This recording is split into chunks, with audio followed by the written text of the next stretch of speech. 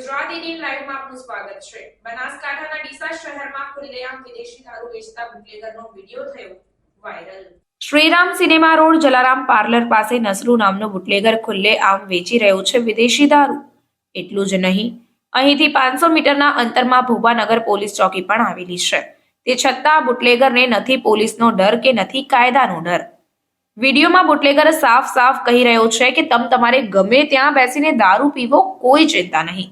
અને બુટલેગર એવું પણ કહી રહ્યું છે કે લો, આ મારો મોબાઈલ નંબર છે, લેતા જાઓ। કોઈ તમને રોકે તો તરત મારું નામ આપો કે નસરુભાઈના ત્યાંથી દારૂ લાવ્યો છું। ત્યારે સવાલ અહીં એ ઊભો થાય છે કે આ નસરુ બુટલેગરને કયા અધિકારીએ એવી તો છૂટ આપી જે કાયદાથી પણ નથી ડરતો?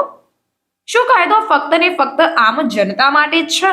આવા બુટલેગરો પર કેમ પોલીસ નથી કરતી કોઈ કાર્યવાહી?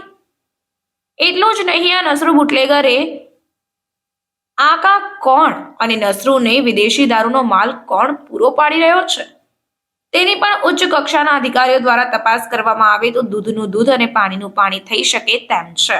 ત્યારે હવે જોવાનું રહ્યું કે આ વાયરલ વિડીયો બાદ પોલીસ બુટલેગર પર કોઈ કાર્યવાહી કરે છે કે પછી તેરી ભી ચૂપ ઓર મેરી ભી ચૂપ જેવો કોઈ ઘાટ સર્જાશે તે તો હવે આવનાર સમય જ બતાવશે।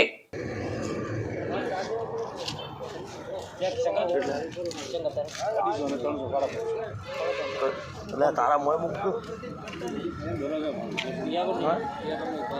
નહીં બહુ આવી જાય પોલીસ અલે હા ભાઈ તમારું શું નામ? નસરુજ ગુરુ ના તમારે ફોન કરજો। સારું પોલીસ કોઈ આવે જ નહીં, અમે બહાર ના જઈએ।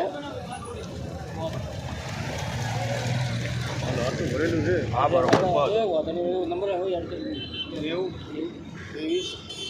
32